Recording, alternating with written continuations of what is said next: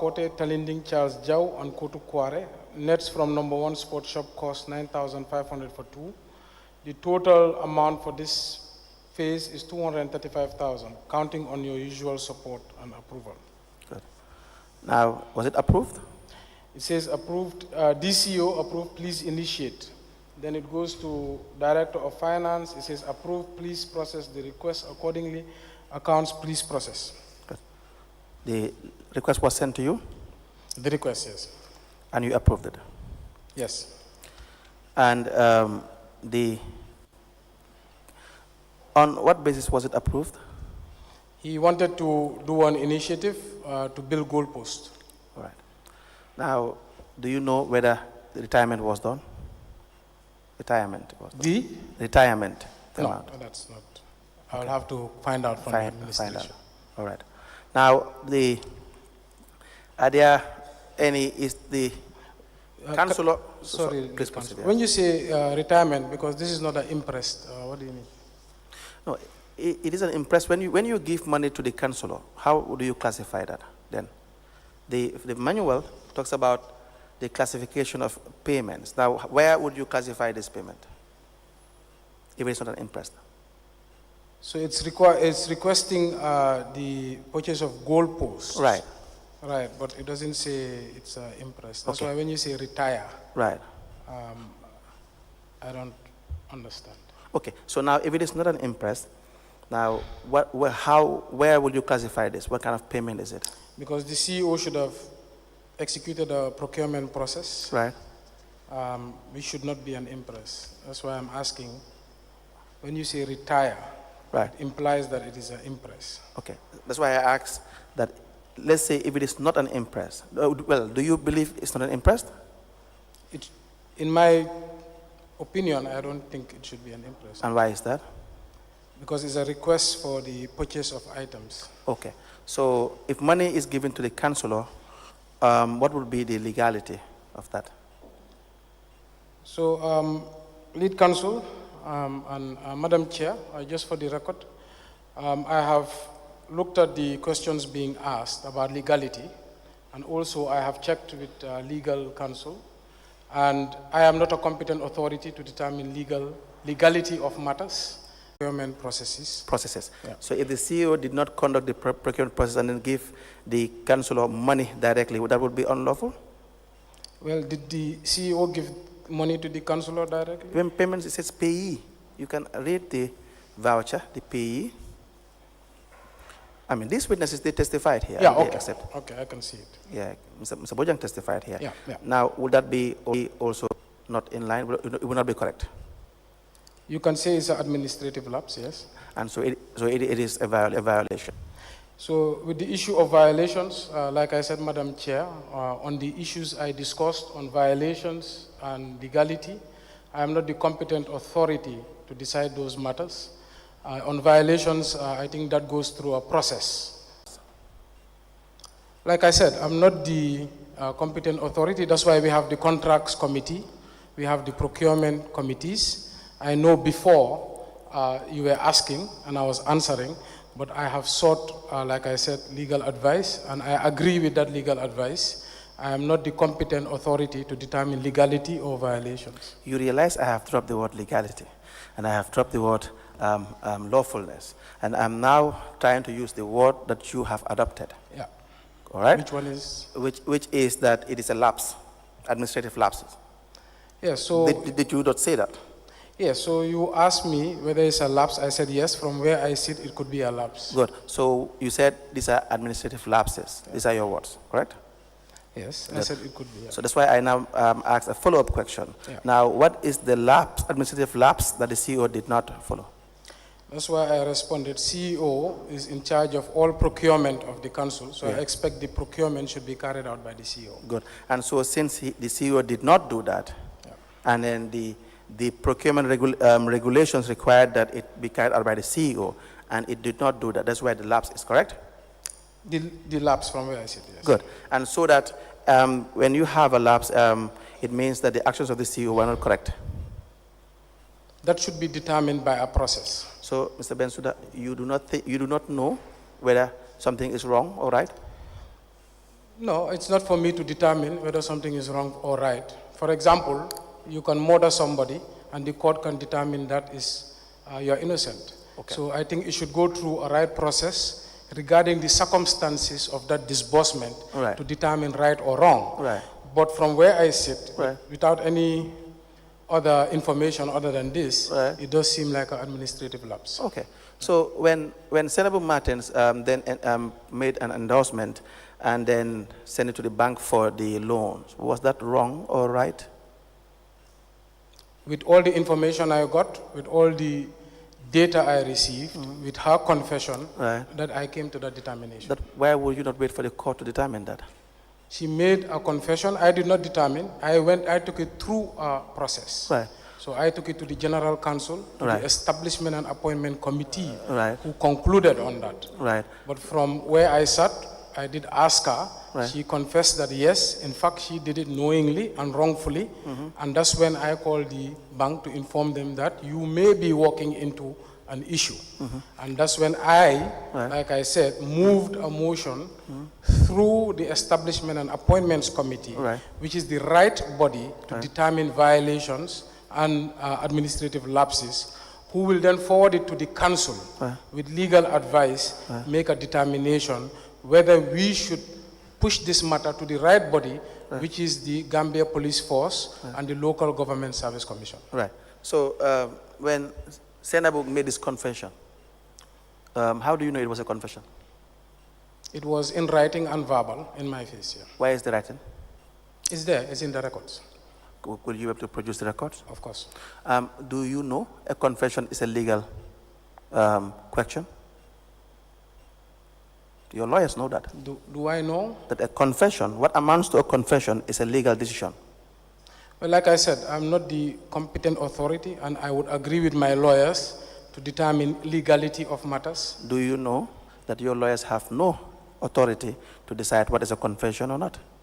That it's also the courts that decide that? Yes. Good. So that when Senabu writes something and says, I accept, and it is written as you were saying, then at that point in time, you can't even call it a confession. You know why? Because it is the courts that determine what amounts to a confession or not. And that's why we're in court. No, but that's why you said, no, you had treated that matter. You said when you had the confession, you called the bank. When at that point in time, going by your own analogy and your own legal advice, it could not have been a confession because the court did not determine that yet. I think we're mixing oranges and apples. At the time, I can see that's your I favorite. called the bank to inform them they may be walking into a violation based on the confession of the CEO, but I, as mayor, did not determine legality or violations. That's why I moved it to the appropriate bodies. That's why we could not take action on the CEO in terms of firing. We moved that to the Local Government Service Commission and to the Court of Law and the IGP of Police. No, wait a minute. You cannot appropriate and reprobate at the same time. You cannot decide that when the argument does not favor you, it is a legal matter. And so when every text in the law is clear, it has to be decided by the court. That nobody operates anything. At even council's meetings, every decision has to be decided by the courts. That's my analogy. What I'm saying is, it would not make sense. So that when you now say that you call the bank based on the confession, then confession in itself cannot also be, going by your analogy, can't be determined by you. The only courts have the right to say this is a confession. I believe I've lost trace of the question. The Can you question repeat is, the question? Yeah. the question is very simple. The question is, if Senabu is said to have confessed that you were not in the position to make that determination that that was a confession. I was not in the position to make a determination that that was a confession, because it's a legal matter. You can ask your lawyers. My understanding on confession is not about legality. It's when somebody admits fault while I am sitting and present.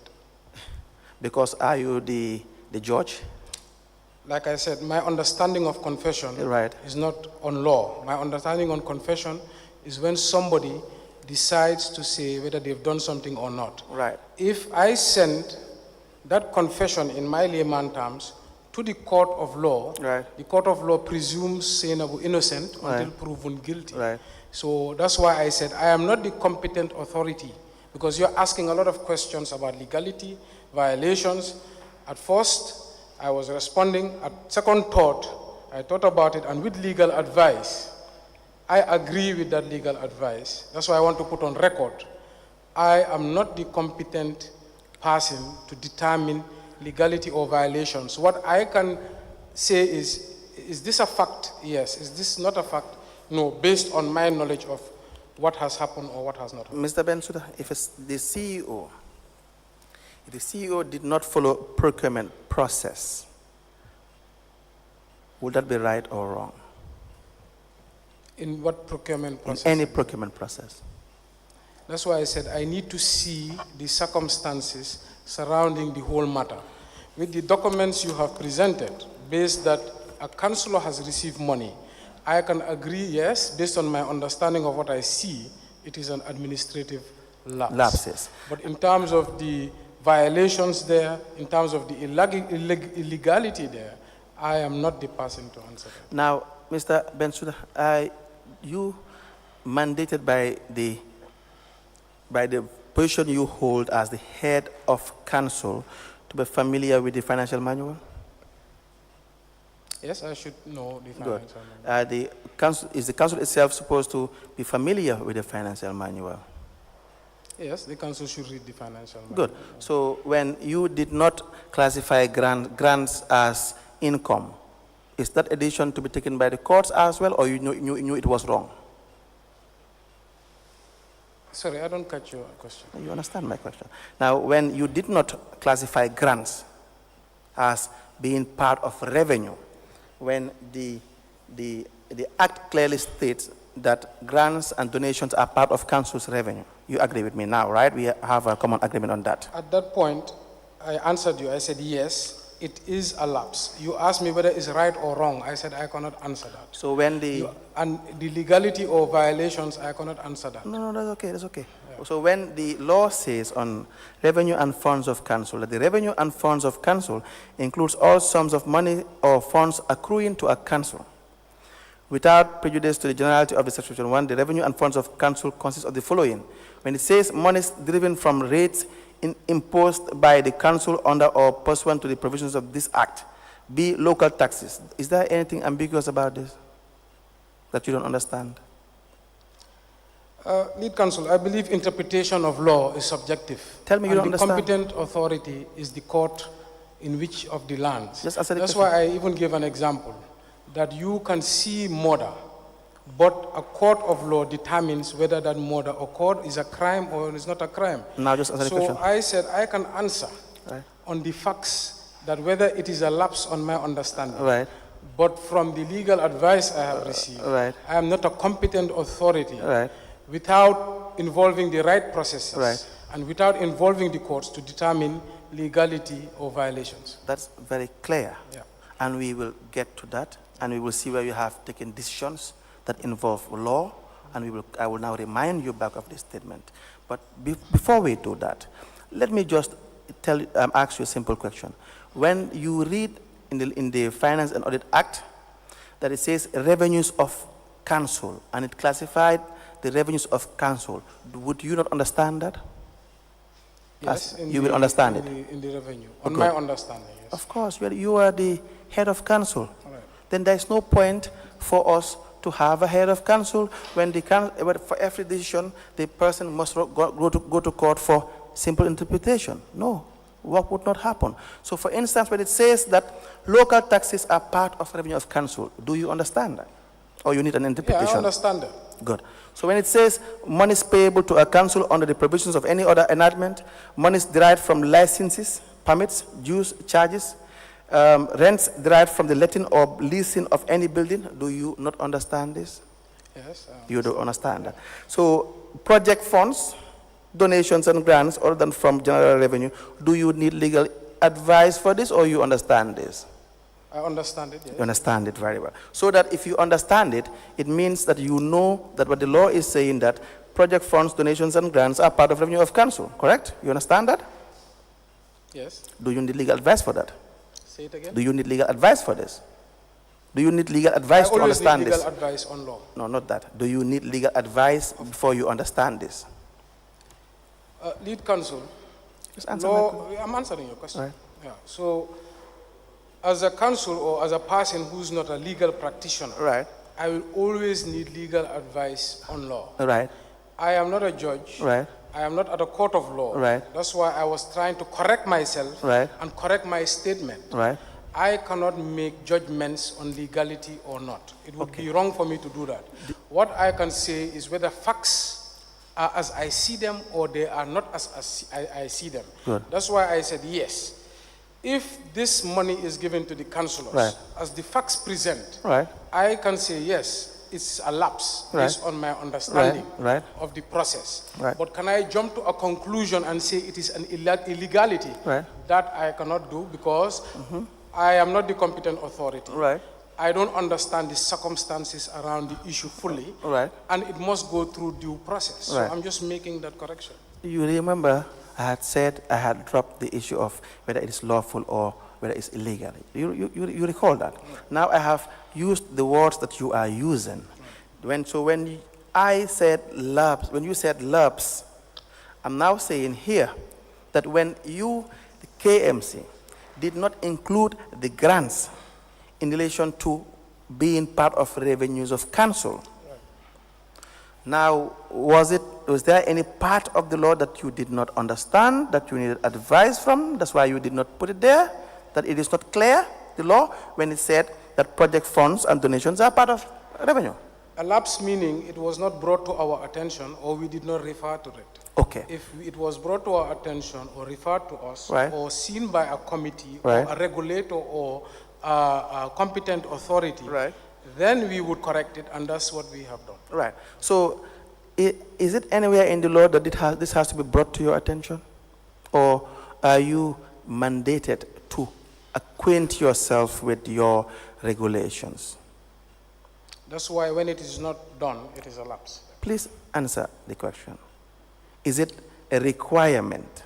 It's a question. Is it a requirement that it must be brought to your attention, or are you mandated by law, the office you occupy, to acquaint yourself with regulations? Both. Both. Good. Now, so where is it stated that it must be brought to your attention? I think the laws that set up the National Audit Office, right, the laws that set up Internal Audit Unit, right, and the Ministry of Local Government, right, who must inspect the councils, right, and the minister calls to ensure the council is following regulations, policies, laws, etc., yes, should invite the council to a lapse when they do see it. That's not the issue. That's not the question.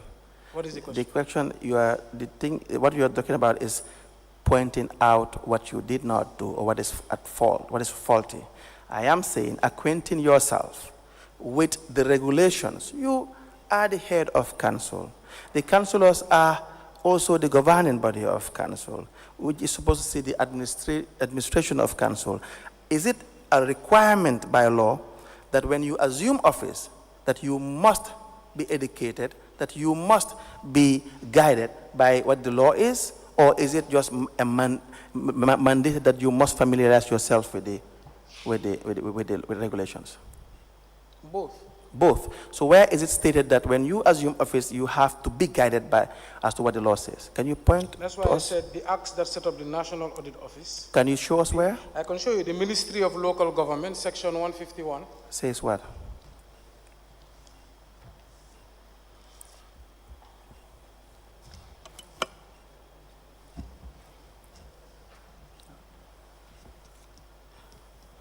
You mean to say the Local Government Act? Yeah. Good. Sorry, yes. That's all right, I understand. Saying, yeah. No, that's okay, I understand.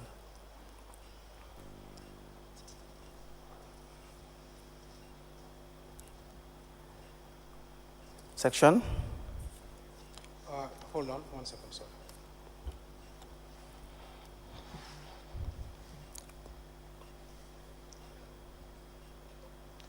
Section 150. 150.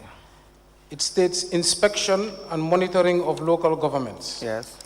The inspection of local governments by the ministry and other state organs authorized by law shall promote, foster adherence to the rule of law and principles of natural justice and good governance, and foster the elimination of corruption and abuse of office, subject to the Constitution and any other law. An authorized person carrying out the inspection shall have the powers to enter and inspect the premises or property of any local government authority as may be relevant to the inspection, inspect books of accounts, records, stores, any other document, and require any person to produce any documents or item connected with the inspection, and where necessary retain any document or item connected with the case being investigated, and look into the matter on his or her own initiative or on complaint made to him or her by any member of public, whether or not the person has personally suffered any injustice by reason of that matter. An authorized person carrying out the inspection may attend any meeting of council or committee of a council.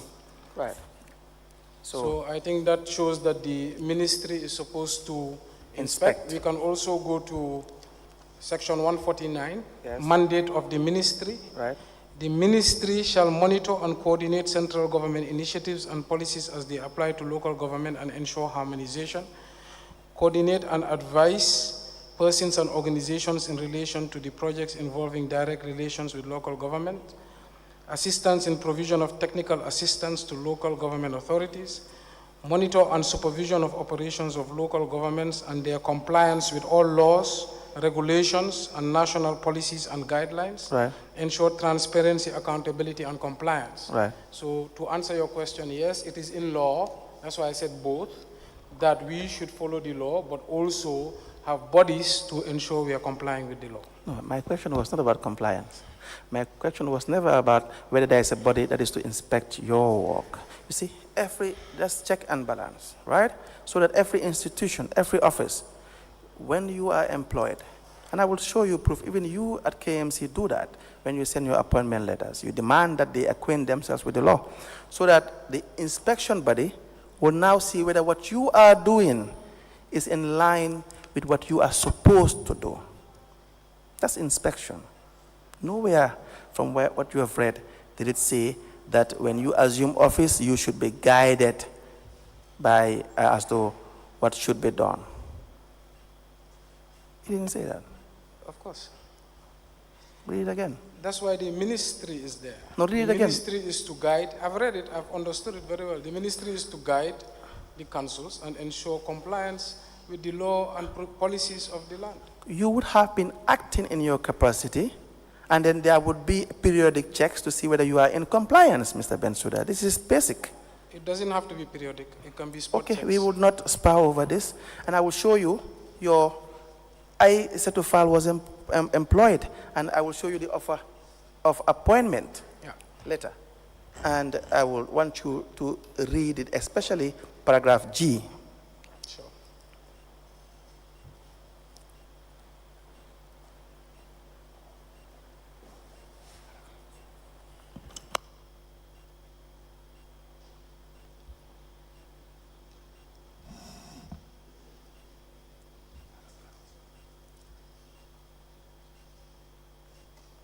Now, you confirm that is the file of I-set file? Yeah. Good. Sorry, yes. We understand. Do you mind reading the offer of appointment? I-set file, Latrikunda Sabiji, Latrikunda 7 June 2018, offer of appointment. I am pleased to inform you that approval has been granted to offer you appointment as Public Affairs Manager with effect from 1st June 2018 on the following terms and conditions. You will be paid a salary on grade 10.1 of the integrated pay scale.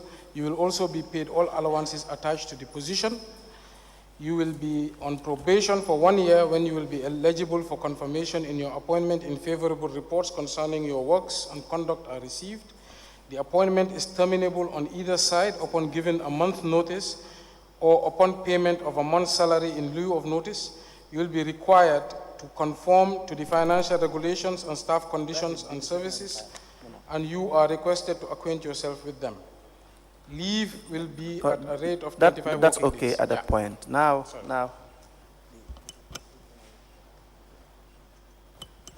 Now, G again, can you please read again paragraph G? Paragraph G, you will be required to conform to the financial regulations and staff conditions of services, and you are requested to acquaint yourself with them. Good. So, what does that mean? As it says, you are required to conform to the financial regulations and staff conditions of service, and you are requested to acquaint yourself with them. So, Aisha Rufal is expected to acquaint herself with regulations, correct? Yes. Good. Financial regulations. All regulations. When an employee is employed, it's basic. You said I should read paragraph G. Yes. That's why I said regulations. Yeah. Now, this goes to all other employees. They are usually advised to acquaint themselves with regulations, correct? Yeah. Good. Sorry, yes.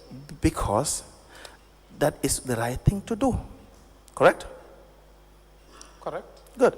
And so if your employer, which is KMC in this case, expects that the employee should acquaint itself, him or herself with regulations, is it just not expected that the employer would acquaint itself with regulations?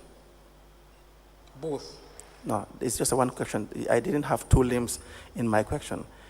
It's just one limb. You said if is the employee required to follow regulations, and is the employer required to ensure that the employee follows regulations? Okay, I'm sorry. Let me just take it back. Okay. If the employee is required to acquaint himself or herself with regulations, is it also not expected that the employer would have to acquaint itself with regulations?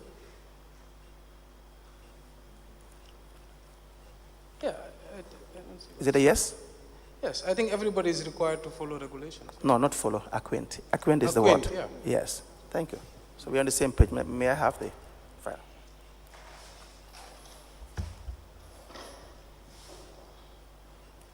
Now, we go back to the voucher. May I please have that voucher? What are the supporting documents attached to that voucher?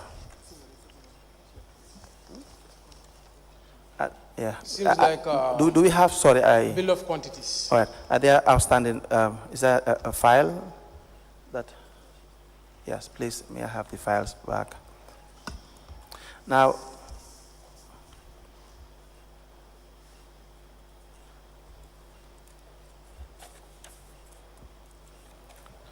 please get this back to the mayor.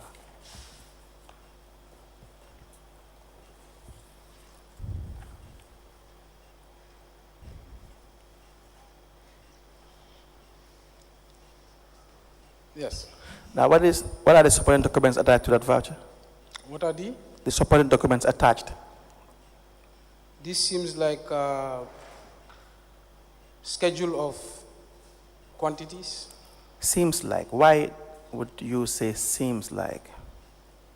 Okay, there's a name and a telephone number. But? It just seems like there's a schedule of amounts, quantities, unit prices, and total, and a name and a number. Okay. Seems will suggest it is not, the information is not complete and you're not sure. It seems like an estimate. Which you're not sure of? I'm not sure of the estimate. Do we know where that seemingly bill of quantity is from? It says that it's by George Thea. Telephone number. I don't think I should read the telephone number, but... okay, that's right. Is it written by pen or is it a type information? By pen. Do we know whether that document is from George? I cannot verify that. We can't verify. So that document would not be adequate, would it be? To give you enough information regarding what the supposed bill of quantity is? The authenticity of the bill of quantity? Well, if it's a bill of quantity, I'm not an expert on bill of quantities, but I don't think there's the quantity, there's the unit price, and there's the total, and there's the description of the item. In my understanding, that would tend to amount to a BOQ. Is it sufficient information? That's for the procurement unit to decide. If you as the head of council, sitting in the council, if you are to supervise the CEO and examine the CEO on this, would you hold this as sufficient or not? I do not hold that expertise. You don't hold that? Expertise. That's why we have a contracts committee who have the expertise. All right. So when you see a document that is not sufficiently adequate to refer to as a bill of quantity, you would not know. I don't have the expertise to know how a bill of quantity should look for procurement organization. Even if there is no stamp from the supposed supplier, it is handwritten, there is no evidence that the document emanates from the supported supplier, you still would not know. It would be subjective in my common sense, but it's not my expertise. So your common sense, what will it tell you? I think it's sufficient. It's sufficient? In my common sense, yes, for BOQs, but that's why I have experts. You refer to it as seems to be a BOQ. That's what you said. It seems to be a BOQ. I have said it's not my expert area. Yes, but you said it seemed to be a BOQ, that you are not sure that it is a BOQ. Are you sure it is a BOQ? I cannot verify that, lead counsel. I am not an expert of procurement. That's why we have a contracts committee where we have put experts in procurement there. So we would expect the CEO would exploit that expertise in matters of procurement. Okay, and so the CEO, whatever he or she does, you would not know, even if you look at the face of the document, you would not know whether it's authentic or not. It is not my role to know whether it's authentic. What is your role? You're the head of council. You should be concerned about whatever goes in council. That's why I have constituted a very competent contracts committee who should review this and advise. Who should advise? And when they advise, are you bound to follow their advice? That advice should come to the council. The council can deliberate and decide whether to take that advice or not. So the council is not bound by the advice of the committees? The council is not bound by any advice. So it means the council can review the advices that come to council?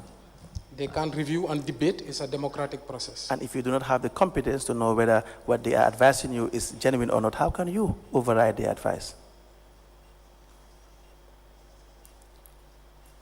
Did you hear what I said? Sorry, I don't know. The secretary gave me a document. I don't know what it's for. All right, Mr. Kamara, please don't interrupt the witness. May I please see your document you gave the witness? I said that if the advice, if you are not bound by their advice, any committee, and you don't have the competence, I mean, council itself don't have the competence to decide whether a certain document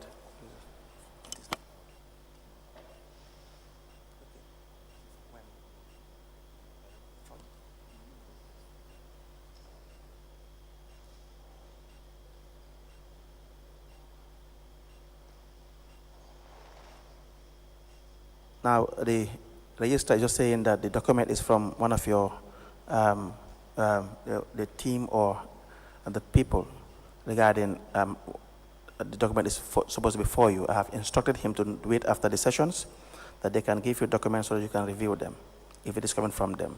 So the documents we have are the ones that are admitted here, so that we can deal with that. So any other document, we can give you time so that you can familiarize yourself with those documents. So let's proceed. Now, the voucher that you have, let me just. Please repeat the question so that we can have the answer from the witness. Yes. The earlier question you made. Right. My earlier question is, if the advice of the committees are not binding, right? It means a council should be able to have a discretion to either accept or refuse to accept the recommendations, correct? Yeah. So if council does not have the competence on the issue, what will council be deciding on?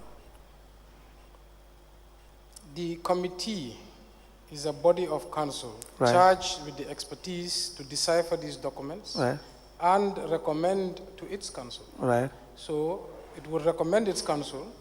Most times council takes recommendations of committees, but councillors are elected to protect the interest of their areas. Right. Depending on the circumstances surrounding the matter, councillors vote. Right. If majority vote in favor, then the matter is adopted. If majority deny, then the matter is rejected. Let me have the document. Yeah.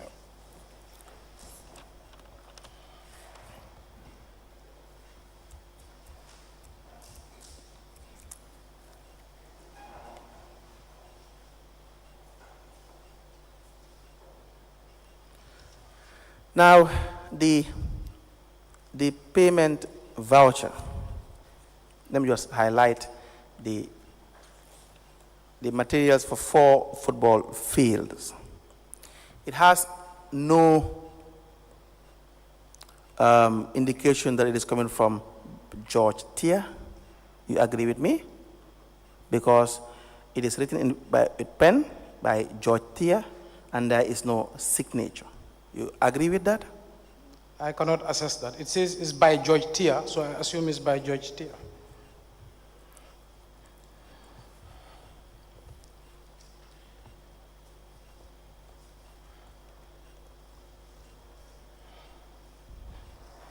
Is George Tier a name?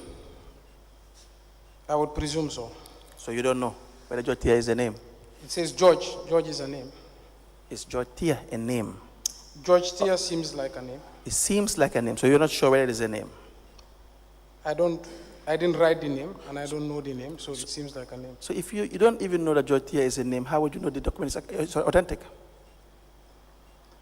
I'm not sure what you want me to answer. No, Mr. BENSOUDA, look. If you can't even know whether George Tier is a name, how would you know the document is authentic?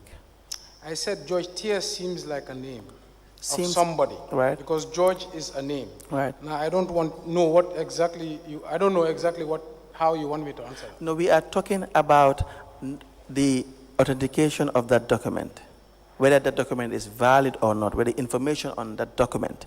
I had asked you, is there anything on that document that will give you enough information to suggest it is from an institution, is from a business, the name of the business, the letterhead, the stamp, the signature of the proprietor or the business owner? Is there anything of that sort? The name is there and the telephone number is the there. Name of? George Tier. So now George Tier is a name? Seems like a name. Seems like a name. Okay, which business? I don't know the business. Okay, so what does George Tier do? I don't know what, well, it says workmanship, I don't know. Welding rod, That's thinner, what cutting disc, black pipe, 6mm rod. That's what George Tier does. How do you know that? I don't know, what is the question there exactly? That's what George Tier does in business? I don't know George Tier, I don't know the invoice. Right. I don't know what George Tier does. Right. But it is not my expert area to know. Right. It is not my role to investigate what George Tier does. Right. That is the role of the procurement unit Right. and the contracts committee. Good. Now it is brought to your attention. Is it, would you have an interest in knowing whether the policy that is from council that is paid to supposed George Tier, whether it is an authentic payment or not? What I do know is the goalposts were built because I myself scored a goal in the one at buffer zone. Congratulations. Thank you so much. The goalposts were all built Okay. because I visited most of the goalposts during Right. my mayoral tours. How were they built? I see it's just standard goalposts. So, but you don't know how they were built. I assume through this project. Why would you assume? You It's see, through the goalpost project. why? I think why, this is the goalpost project. Let me Why? just see. Why will you assume? If it is to assume, anybody can be Yeah, a so mayor. it's the goalpost and nets project. If it's just to assume and to just not know and to just not be able to even have a suspicion that the document is not authentic, anybody can be a mayor if that's the case. The law requires amendment to section 15 that the mayor shall be the head of council and supervise the general administration of the area, including dealing with its rules, regulations, and taxes. Are you familiar with this? Yes. How would you supervise this if you do not know anything about procurement regulations? That's why I said, I as mayor, my role is to set up the structures of council with Right. the expert areas. Right. A voucher cannot be presented to me Right. without understanding the circumstances, Right. without understanding exactly how the voucher emanated. Right. That's why I use words like Right. I presume, I Right. assume. Right. Now, if you want me to go on a fact-finding mission Right. about the generation of the voucher, Right. who it was, I can ask the CEO in the affirmative. Right. What I can tell you I am a witness to seeing these goalposts in the municipality. Right. In fact, I scored a goal Right. at the buffer zone Right. when the goalposts were being presented Right. to the youths of the buffer zone. So I am aware there's a goalpost project, but I cannot use words in the assertive Right. without doing my own verifications. That would be irresponsible of me. No, then ask for time to verify. That's why I said I presume. No, just ask for time to do verification, because what I ask you is within your mandate. Again, read the amendment of section 15. What I am asking you is within your mandate. I am not asking you any question that is outside your mandate. And so if you say, well, I do not have an idea about this, I need time to review it, we can definitely grant that. Can you please kindly read section 15? I am very familiar with my mandate as the head of the council and supervise the general administration of the area, including dealing with its taxes, rules, regulations. I don't see how that has to do with me verifying a voucher presented to me and an invoice presented to me. Okay. And it's not my department, and I have not consulted the people responsible. Okay. Can you kindly read the amendment to section 15? Where is that amendment?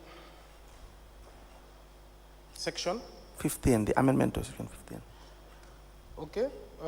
Amendment of section 15 of the Principal Act is amended in subsection 1 by substituting for paragraph B the following new paragraph.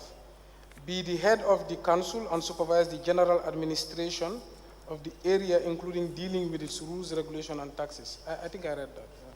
Good. So your role is clear. So we are asking the right person as the head of the council. You agree? Do you agree? Say it again, sorry. Yes, I agree with that. Good. And so that the law, all the regulations require that expenditures of council must be in compliance with regulations. That is the Finance and Audit Act, the Gambia Public Procurement Act. It has to be in accordance with regulations, correct? Yes. Good. And so the procurement is mandatory. It's not discretionary. That following procurement process is mandatory by council, correct? By the council. Yes. Good. So that, number one, making payment to even Kemo Bojang of this amount to procure goalpost would not be in line with procurement requirement, correct? Giving Kemo Bojang money Yes. will not be in line. Yes. Yes, I agreed to that before. I said yes, it would Good. be lapse. Good. So that if it is a lapse, should Kemo Bojang pay the money back or not? Yes, so this is another thing. I cannot make that determination Right. without understanding the circumstances. If at all these goalposts were built, which Right. I am saying it has, Right. then I don't think Kemo Bojang should pay that money. Good. Now, in terms of the lapse, Right. it should go through the right administrative processes to Right. determine whether it is an illegality or a violation. Right. So now the issue regarding the goalposts, you've played there and you have scored a goal. Yes. Who made those goalposts? I don't know. You don't know.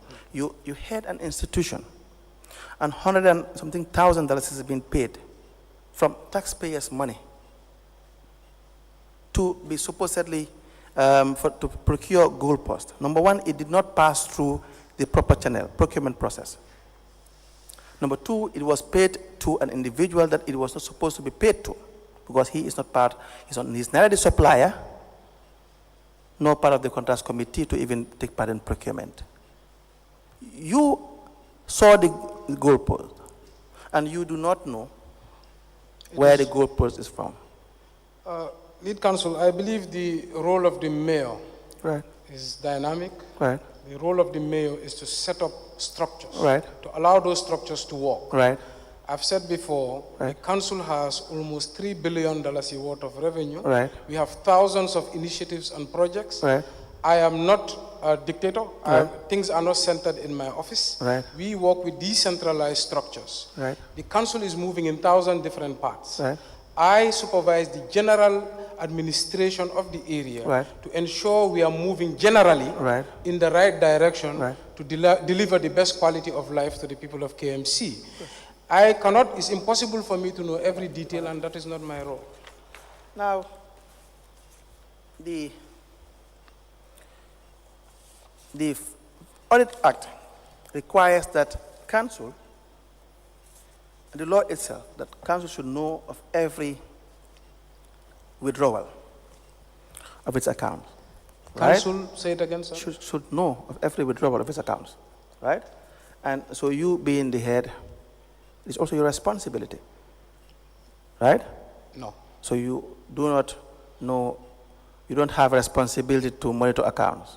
I think the law clearly distinguishes between the council and the mayor. Do you have a responsibility to know your accounts or not? To know the accounts that exist in council? To know the accounts, the detail of the accounts. Do you have the responsibility to be familiar and acquaint yourself with the financial details of council? Yes, I should familiarize myself with the accounts. That's it. That's all I'm interested in. And the other voucher we have here as well is PV 4076, another KMO Bojang voucher. $153,150 is being paid. Do you know in procurement, when you procure items or goods, there should be delivery notes, evidence of delivery?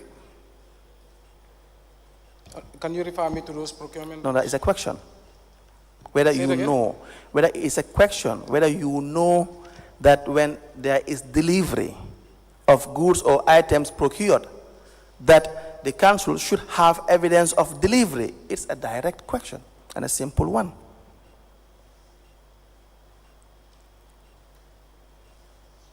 Meaning delivery note? Yes. I would have to refer to those rules, but I am aware of delivery notes. What rules are you referring to? You asked if I am aware that there are rules about deliveries. Yeah. Yes. No, that's not my question. Can you ask again, sir? Do you know that if there is procurement activity carried out by council, that there should be evidence of delivery of the goods that are procured? Generally speaking, yes. Not generally speaking. That's not a generally speaking. How would you know you paid $200,000 to procure, let's say, furniture, and you would not have a delivery note or have evidence of delivery? That's why I said generally speaking. However, if you want to pinpoint me to a specific policy or procedure, we can look at that. So you don't know. Just tell me I don't know so that I can guide you. Generally speaking, common sense, yes. No, common sense is not what the law is. The law is specific and direct. That's why I'm asking, can you refer me to that section of the law? At my own time, Okay. Mr. BENSOUDA. Okay. So now you know about examination and receipt committees? Say it again. Examination and receipt committees. And the Local Government Act? No, in the Gambia Public Procurement Act.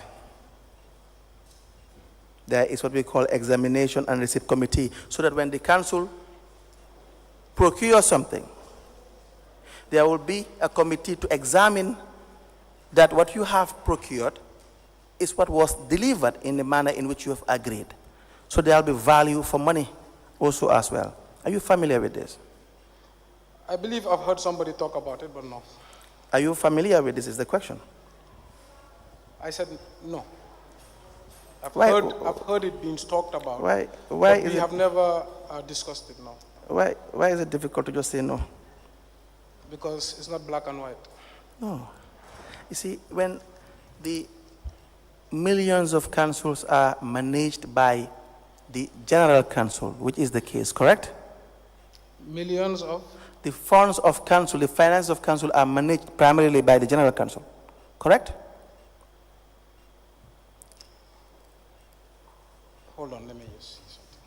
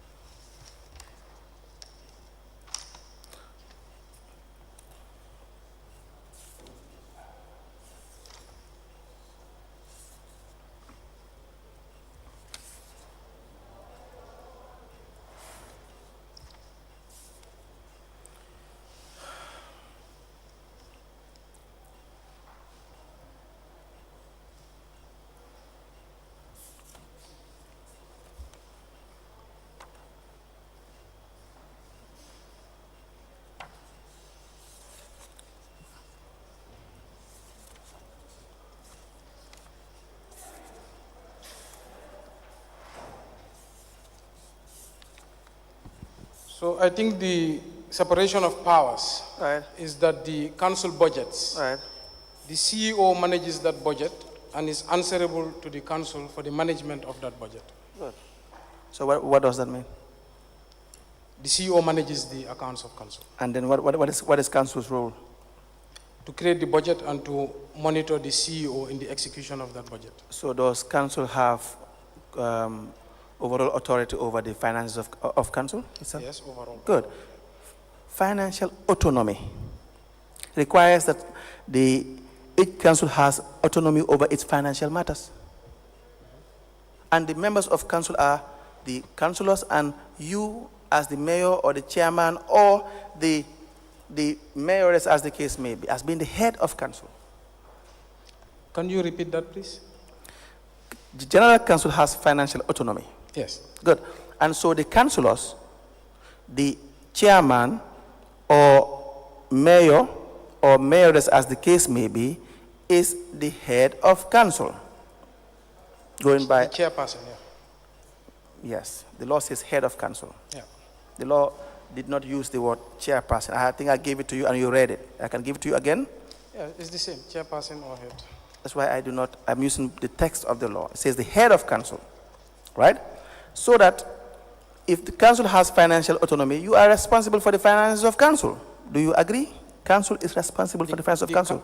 The council, you ask whether council is responsible for the management of the resources. That's why I wanted to create that distinction. I do not think we are responsible, but we are not managing the resources of the council. I do not think I used the word management. Okay, I think that's what I have. Right, but it is the responsibility of council, even if you use the word manage, it's the responsibility of council to even manage overall management of the finances of council. The overall management lies with the general council. Is that a factual statement or a false statement? The general management. No, overall management. The overall management, that's why I don't know whether we are... The CEO is answerable to council. But manages the council finances. At a day-to-day basis. Then reports to a higher body, correct? Yes. In the functions of the CEO. In the management of those resources. Yes, in the management of those resources. Yeah. So reports to a higher body that it is answerable to, correct? Yes. In the execution of his or her functions, correct? Yes. So that makes council the overall, having the overall responsibility for the managing the affairs of the finances. Is that a correct statement? The overall? Yes. I guess so, yeah. Exactly. Now,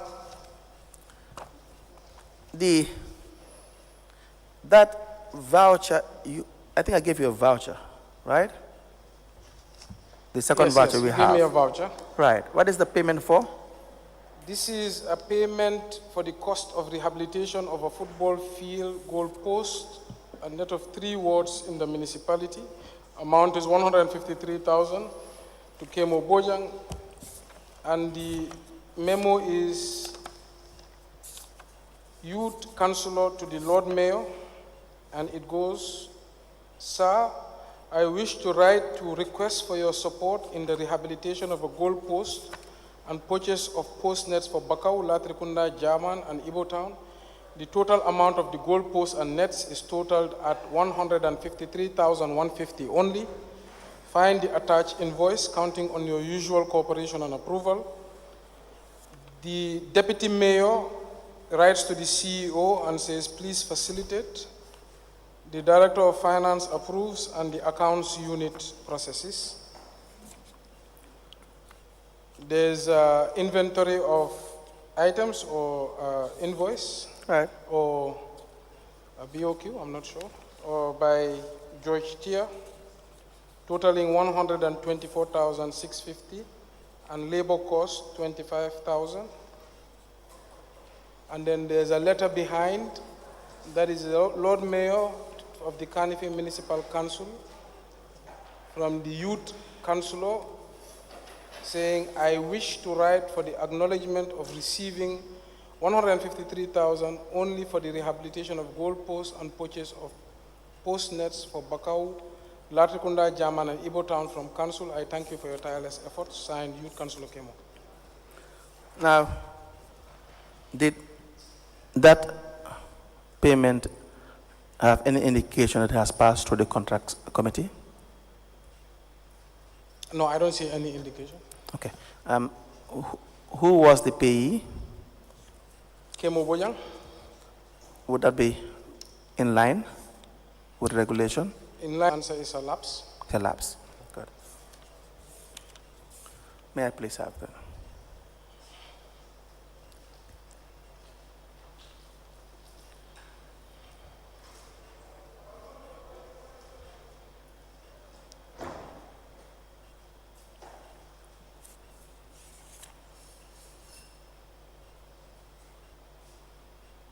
Now, again, this in fact is handwritten.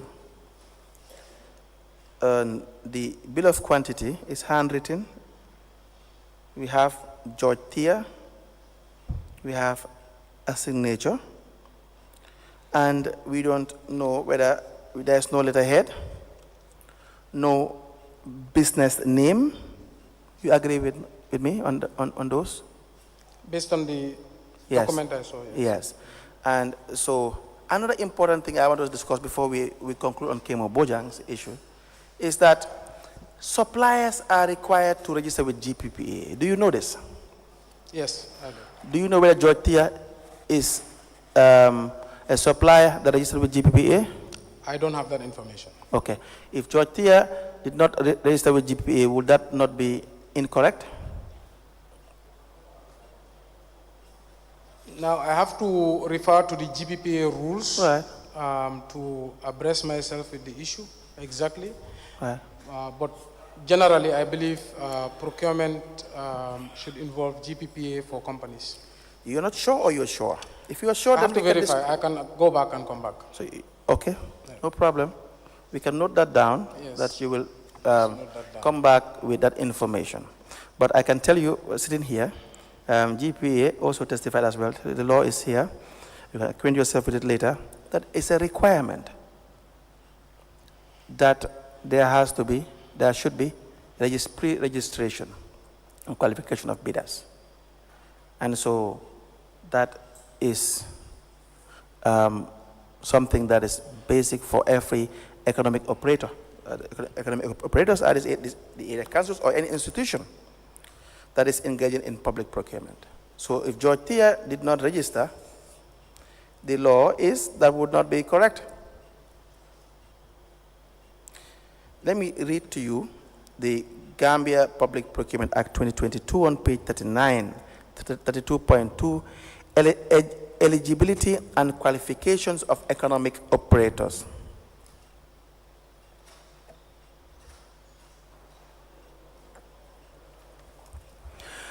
Notwithstanding Section 31, and unless otherwise specified in the solicitation documents, participation in the invitation to bid and in award of contracts shall be open on unequal terms.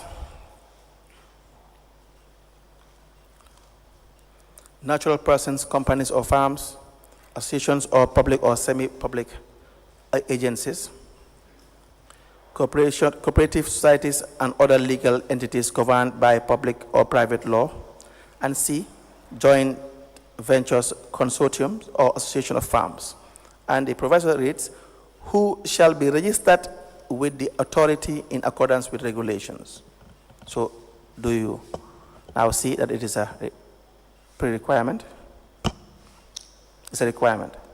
Okay, I'll confirm that, as you said. You're not satisfied. Do I give you the act? You can give me the act, but... But you yeah. still need to confirm still. I would rather do my consultations. Okay. Mr. But President. I'm not doubting what you're saying. That's okay. We will give you time. Yes. Yeah. He should be given time. Yes, to we'll check give you also. time. All right. Please hold this. Now, may I have that exhibit?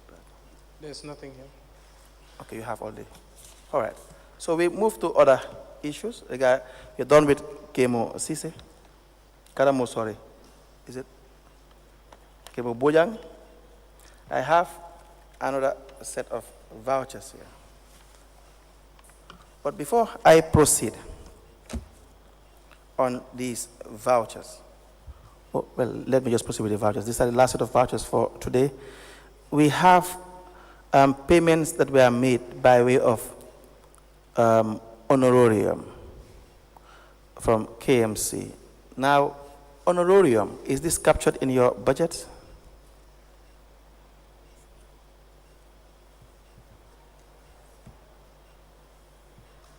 I believe so. Good.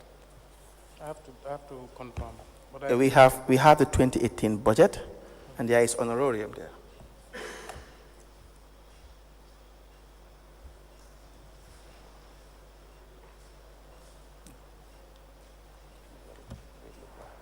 Now, do you have a policy or a guideline in relation to honorariums and how they are to be paid? Honorariums, I don't think so, no. You don't think so? So, if there are no guidelines and procedures, then how would they be authorized for like the payments of honorariums? Can you refer me to a specific honorarium? Yes. Because they might be different. Okay. We have this voucher here. It is voucher number PV180818. The exhibit is LGC/KC/KMC/003. It has to do with the honorariums, and there is a general council resolution, I believe.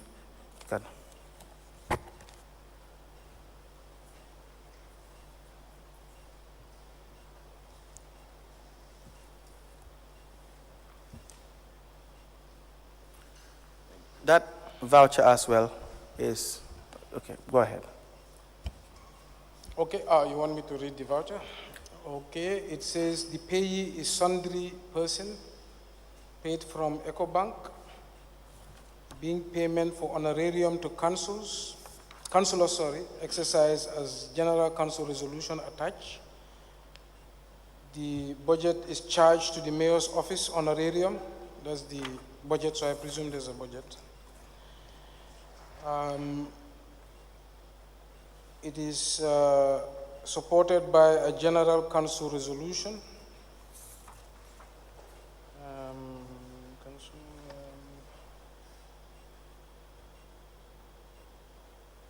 Okay, General Council Resolution number 2. Whereas the status of the council financial situation was earlier discussed at the General Council meeting of 31st May 2018, and whereas members expressed their concern on the state of revenue generation and maximization for the council, and whereas members, in order to comprehend and study the gaps existing in the current system revenue collection, whereas members began the exercise on 2nd July 2018 and completed it on 25th July 2018, resolved that $400 per day be calculated and paid for the duration of the exercise as honorarium to members, adopted this day of August 2018 at the chambers of the Carnegie Municipal Council. Your office is therefore urged to act accordingly. Signed, Usman Gay, Clerk to Council, and assented by Musa Ba, Deputy Mayor of Council. The other supporting document is it says budget for market research by councillors. Commencement date 2nd July 2018, end date 25th July, but then corrected to 27th July 2018. The items noted there are breakfast, lunch, and transport refund. And there was a remark, the work was done by 26 councillors for this period of 25 days, and it was successfully carried out. Were you aware of these payments to the councillors? I've heard it discussed at the commission, and I remember the exercise. Okay.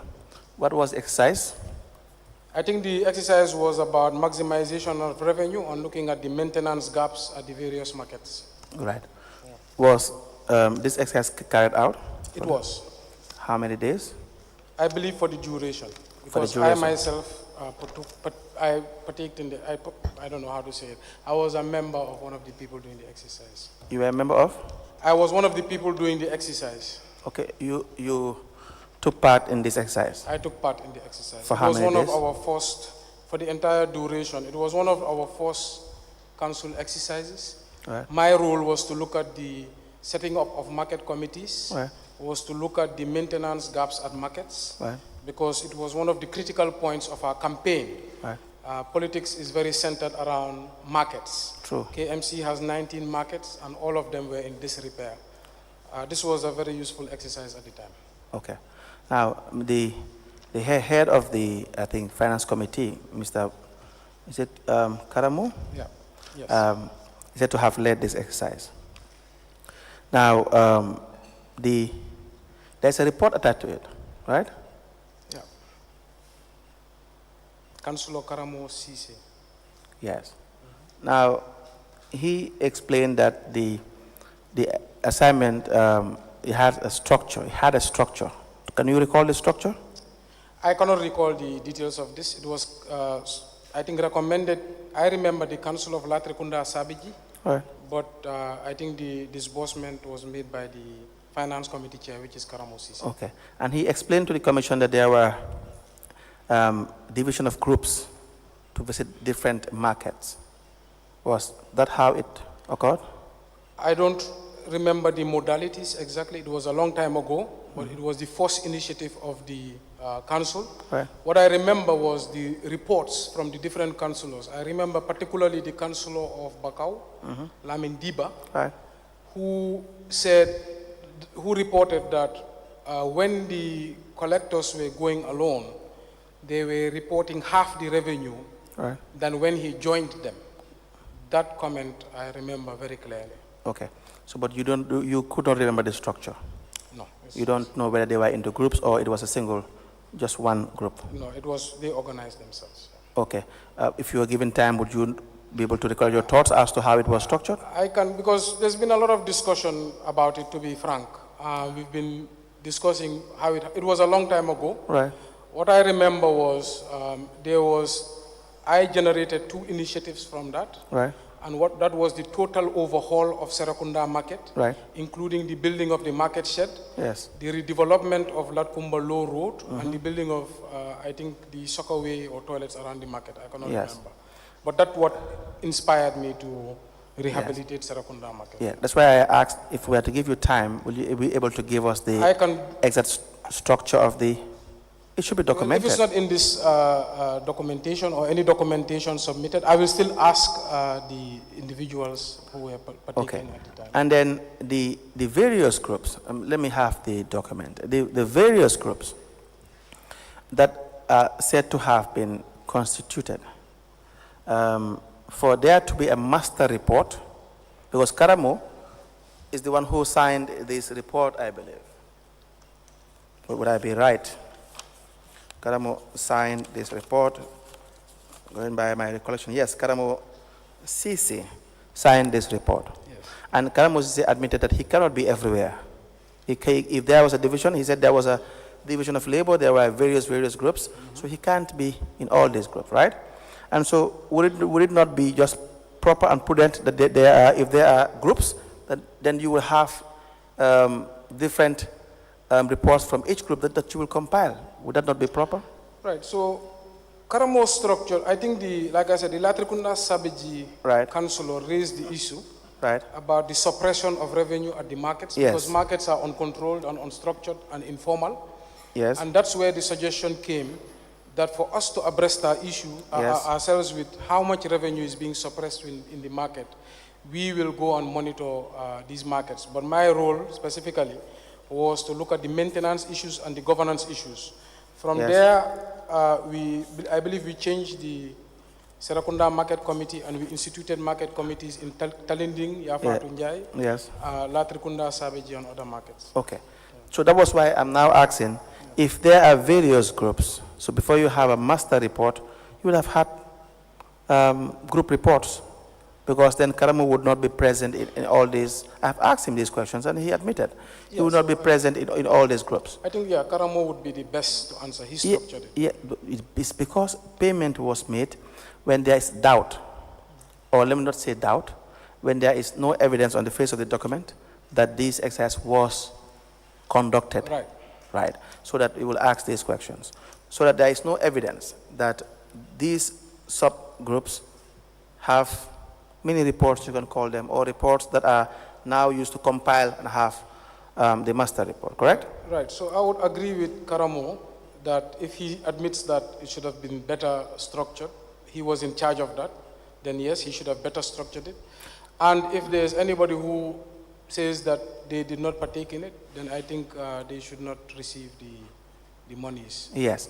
And do you not think individually, even in the regard, not even considering Karamo's position, do you not think where you have subgroups, before you have a masterpiece, you must have known each group's activity and what they have found so that you can make your report? I guess these modalities are determinant of who created it. So that, like I said, it's best for Karamo to respond. Yes, but Karamo is now being supervised. Karamo is now being checked. Karamo now has to be checked because his powers are not absolute. Karamo does not operate in vacuum. So that when the Karamo does something that is inadequate or seemingly inadequate by the supervisory body, there is no problem raising questions or asking questions, correct?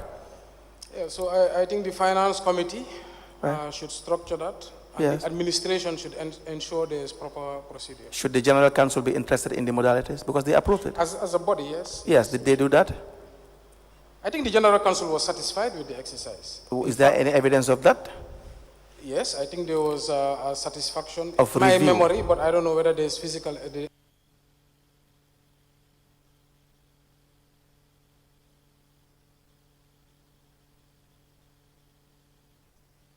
Evidence, but my memory and my testimony today is there was a general satisfaction there, and there was, like I said, reports back when I was chairing that session that there was a notice, especially in the Bakau market, of a suppression of revenue. Yes. And this motivated us.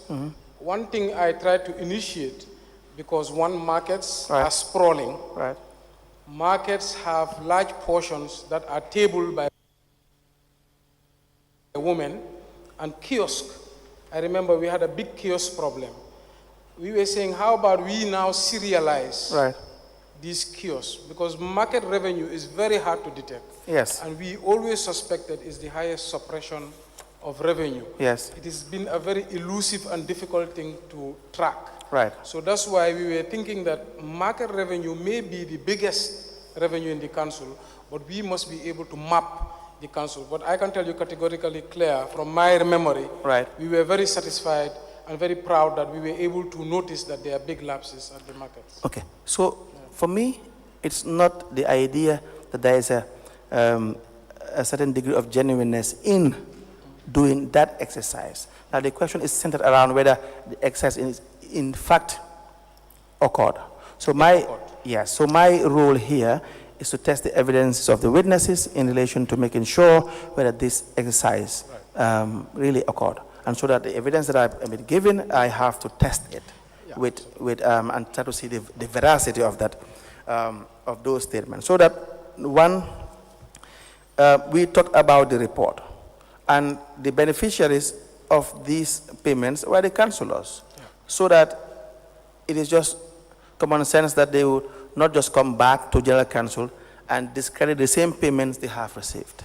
That wouldn't make to question the same payment that they endorsed. The question of who policies the police. You understand that? The very General Council endorsed, by a resolution we have seen, endorsed these payments, right? So that they would not now come back and question the same payment they have endorsed. And that's why we have external bodies like the National Audit Office and the Ministry, who should look at the accounts and let us know whether, that's why, like you rightly said, we cannot be judge, juries, and executioners. So there's people to check the council, and those are the bodies I just mentioned. Okay, that's why I'm asking these questions again. So that for Karamo, number one, it was put to him through the questions. He was asked, and then that there is no compilation of reports to indicate that there were different groups. And even if you look at the report, you will see that he specifically uses the, refers to the exercise as if it was one unit. For instance, the 2 members went round to review the receipts on lessons. One problem they saw, it was general. It suggests that it was just one group. Day 3, members went round to inspect the sanitization aspect in the market. The 5, 6, and 7 members visited Latukuda, Saibiji, Fajikunda, and Abuko markets and virtually saw the same problems. Ticket duplicates were traced and inconsistent payments on the license. The 8 members directed their exercise to Talinding Central, Talinding Jilifiti, Bundung Market, Bohol, and last, the Bundung Market. Now, did you have time to scrutinize this report as head of council? I cannot remember. It's a long time ago. And can I ask what date is on the report?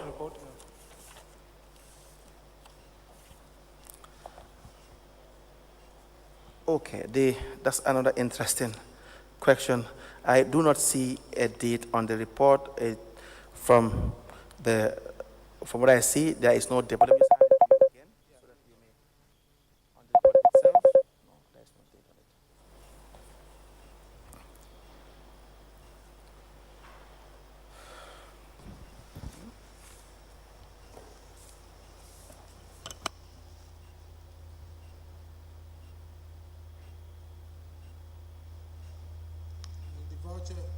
The voucher is on August, I believe, August 9th. Yes, but the request is August 2nd. Do you have a date for the report?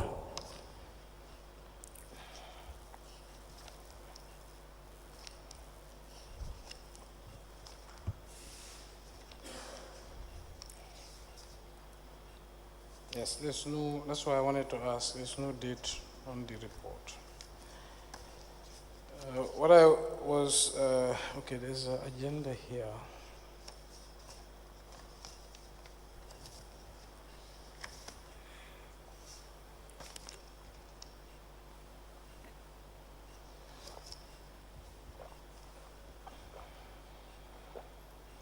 So this was, I believe, 2 months into office. So I'm thinking maybe I should check if the relevant committees that should have exercised oversight on this were set up or not. I would like to verify that as well. Very well, no problem. But it's confirmed that there's no date on the There's document. no date. I don't see a date. Okay. I believe it's a convenient point, but before we conclude and rise, please please check the document that was given to you by the witness. And if you so wish to submit it for admission, you may do so. Yes, but we will admit it, and then we have, let me just conclude on this and have it admitted if the chair permits. And then we'll have 2 or 1 topic to conclude so that if we are permitted, we can conclude that and then rise if it is permitted. You have 2 more issues? 1 or 2 issues to deal with for today. If the chair permits, then we can conclude on that. But let me just round up this document and have this document. Please round up that document, right, and let's have the document admitted. Now, the signature, the signatures as well that you see that indicate that this is different from what you are to check. The signature that is attached to the payment vouchers and the documents therein. Please have a look at them. Do you mean the signature of the register? Yes, for those who attended this.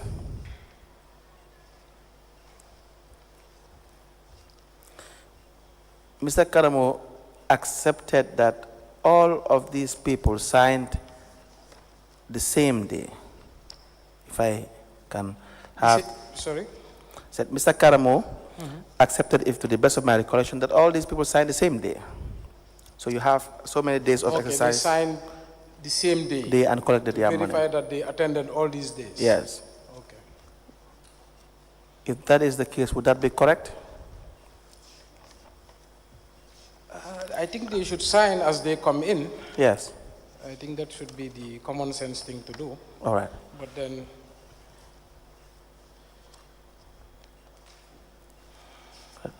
That's fine. We will now leave it at that yeah. with respect to the voucher.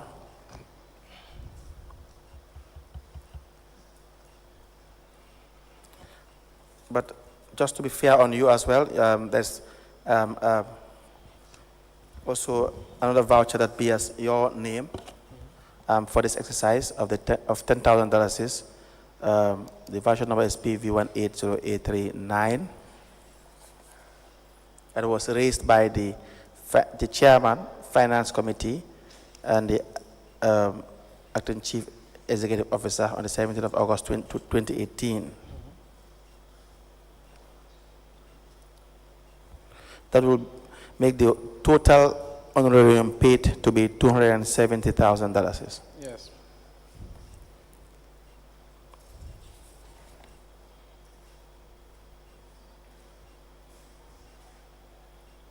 Yes. Okay. You confirm that, receiving that amount? Yes. May I please have it?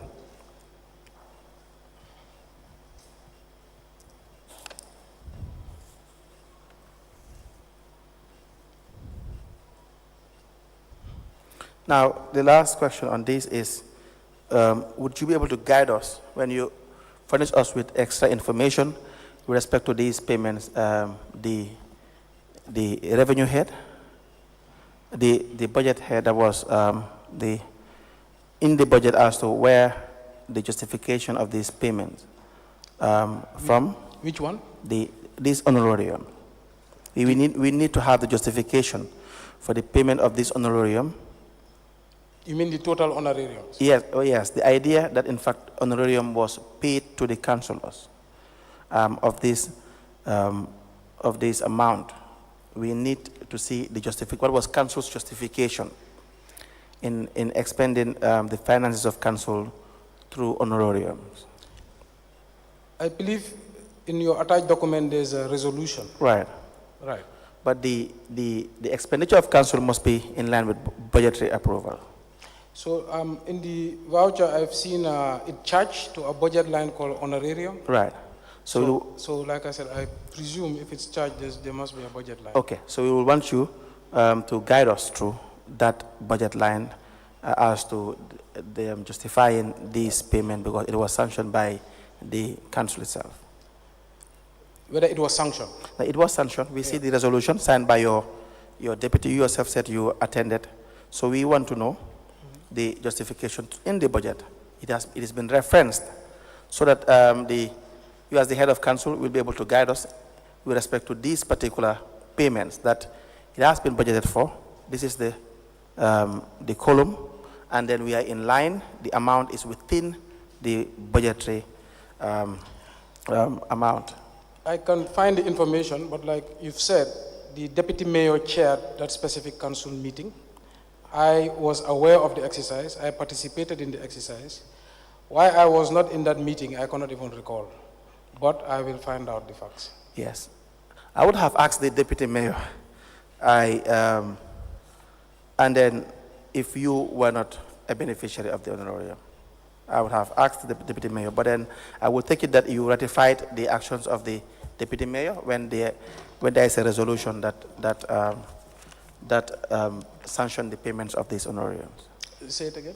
I said I would take it, would it not be correct that you have ratified the actions of the General Council by virtue of you participating and receiving the honorarium? I think it's a good exercise, yes. I participated. But yes. Like I said, you asked for the exact justifications, etc. Right. I said, I have told you what I recollect. Right. But in the factual nature you want it, right. That's why I said I will also have to ask the deputy mayor because he chaired that specific. Okay, you will ask him. Okay, now we have the documents here that the witness submitted for it to be tendered. The first is a letter from Senghor Law Practice. The date is 27th of August 2025. It is list of cases handled on behalf of Carnifing Municipal Council.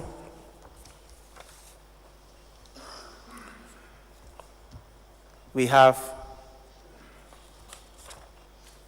a list provided. Carnival Municipal Council cases 1 to 27.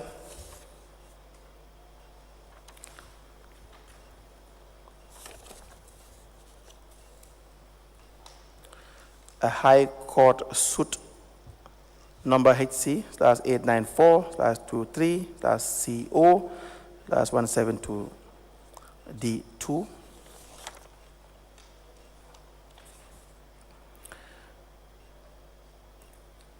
Civil suit number HC673-19-CO-191D2. Civil number HC912-23-CO-184D2.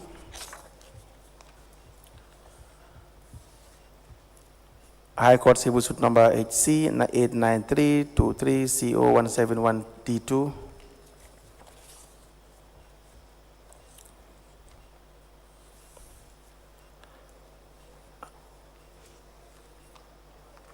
Civil Suit number the High Court 04020-CO-003D2.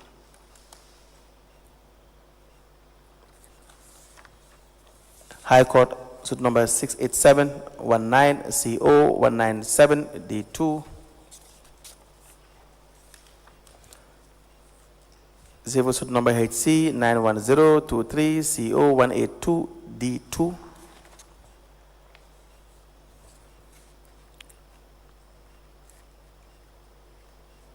Civil Suit number HC890-23-CO-169D2. Civil Suit number HC891-23-CO-170D2.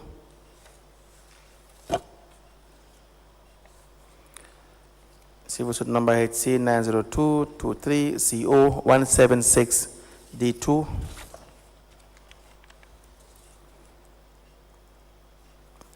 HC672-19-CO-190D2.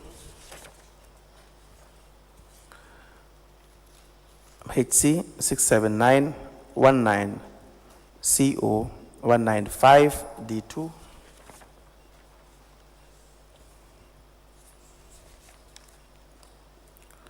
HC147-CO-02202.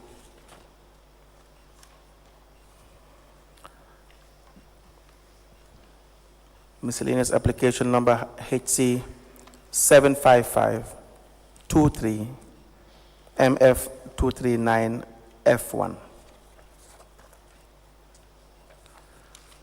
Civil Suit number HC91123-CO-183D2. Civil Suit number HC0942-0C012D2. Civil Suit number KMC CS/172 of 2017.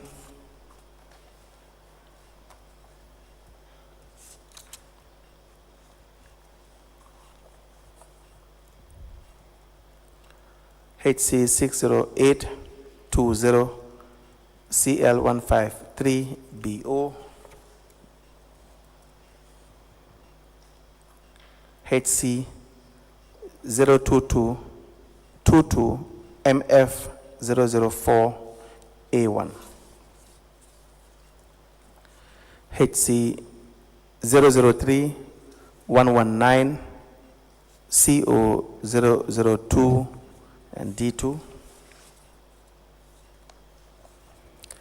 HC640-19-CO183 and D2.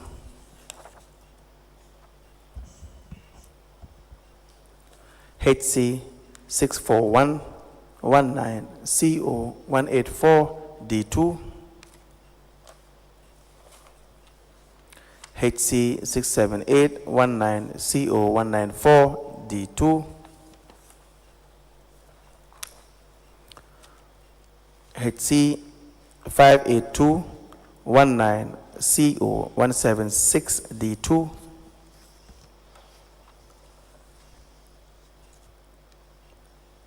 Supreme Court, the Gambia, suit number 001 of 2023.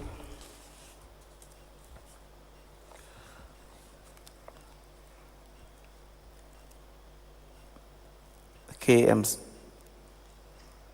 the Gambia Court of the Gambia, case number KMC/CS 129 of 2021.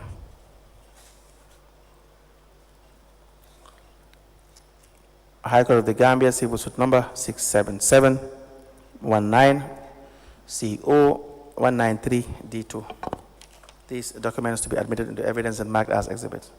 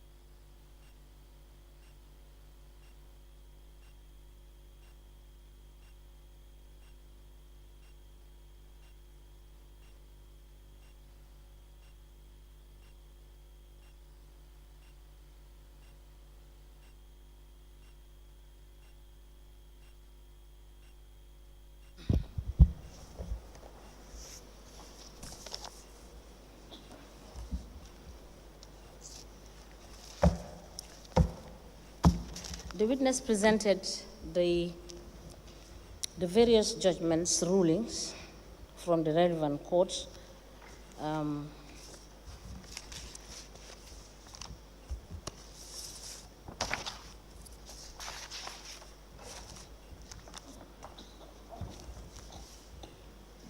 Senghor Law Practice presented a cover note for list of cases that her chambers has conducted on behalf of Kanifing Municipal Council, numbering 27. The cover note is dated the 27th of August 2025. It has reference 62/KMC/volume3/09/SPL. And it has the subject, list of cases handled on behalf of Kanifing Municipal Council. It is signed by Yasin Senghor, and a file copy is maintained. The High Court judgments are 21. There is one Brikama Magistrate Court judgment, 2 High Court rulings, 1 Kanifing Magistrate Court ruling, and 1 Supreme Court judgment. These documents are admitted together in a bundle as exhibit in evidence, and they are marked as LGC/KMC/TAB/005. Pass the commission, please.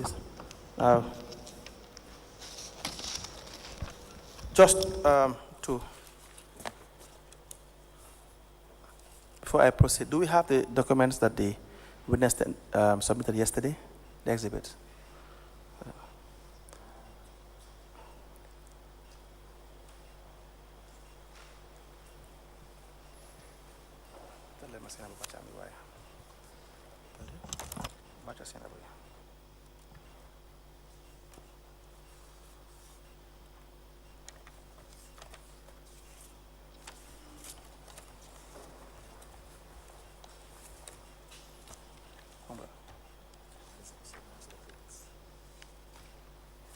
I just want to show you, after I indicated that this is going to be the last item for today.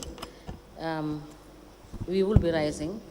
We have already admitted this, and we will proceed. Mr. Honorable Mayor BENSOUDA, we will give you time to put together your documents, and we will see you on Tuesday. All right? Thank you. We will rise. Thank you.